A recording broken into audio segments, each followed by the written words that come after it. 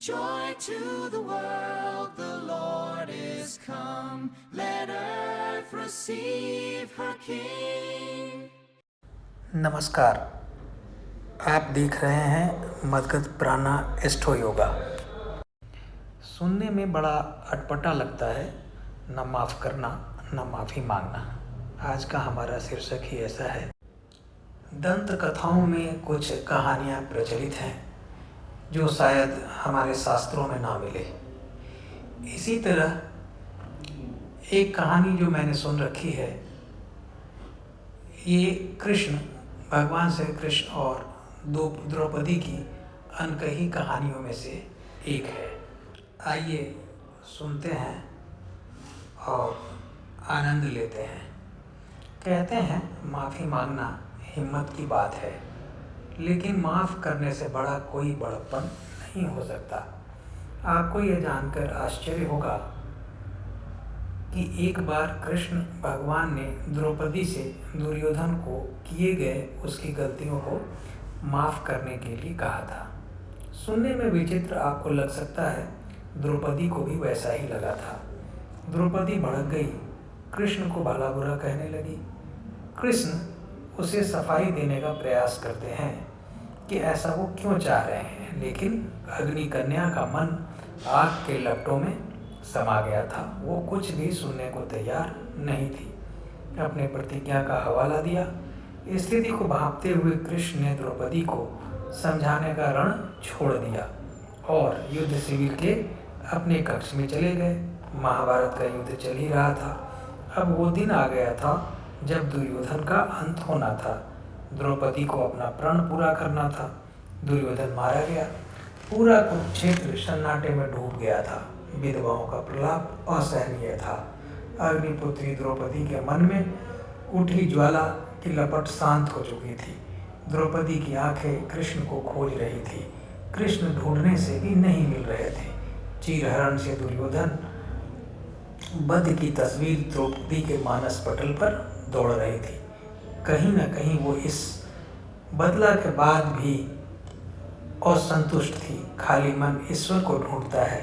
द्रौपदी कृष्ण को ढूंढ रही थी। व्याकुलता बढ़ रही थी। जब हम ईश्वर को ढूंढते हैं, सहायता चाहते हैं और नहीं मिलता है, तो हम अति व्याकुल हो जाते हैं। यही मना स्थिति से द्रौपदी जद्दोजहद कर रही थी। निराश हो द्रौपदी अपने कक्ष की ओर लौटने लगी। रास्ते में कृष्ण मिल गए। द्रौपदी के मन में यह प्रश्न बार बार कौंध रहा था कि कृष्ण दुर्योधन को माफ़ करना क्यों चाह रहे थे। द्रौपदी चाह करके भी प्रश्न नहीं पूछ पा रही थी। कृष्ण ने अपनी चुप्पी तोड़ी और द्रौपदी से बोले, क्यों परेशान हो सखी?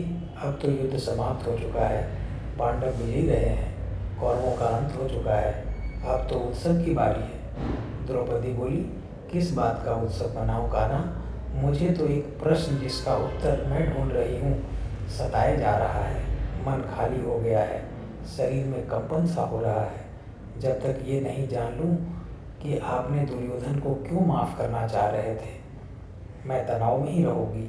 अब कृष्ण के बोलने की बारी थी। हे सखी, वास्तव में तुम माफ़ कर किसी को सच में माफ़ नहीं कर रहे होते हो।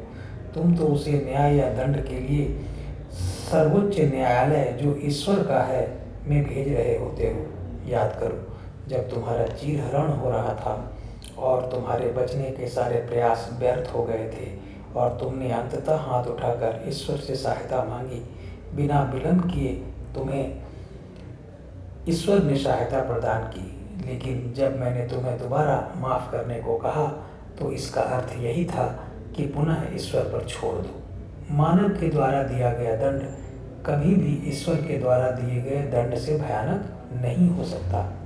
दुर्योधन जिस दंड का अधिकारी था उसे वो दंड नहीं मिला। द्रोणाचार्य के पुत्र अश्वत्थामा का दंड उसके कृत्य के अनुरूप ईश्वर ने दिया।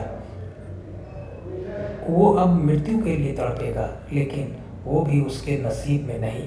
क्या तुम्हें ऐसा नहीं लगता कि दुर्योधन भी किसी ऐसे ही तरह के दंड का पात्र था? द्रौपदी आज यह समझ पाई कि कृष्ण क्यों माफ़ करने के लिए बोल रहे थे। इस प्रकरण से हमें यह शिक्षा मिलती है कि किसी किए गए गलती के लिए आपको सज़ा मिली तो स्वीकार करना, क्योंकि माफ़ कर दिए गए कर्म के फल के लिए ईश्वर जिम्मेदार हो जाते हैं।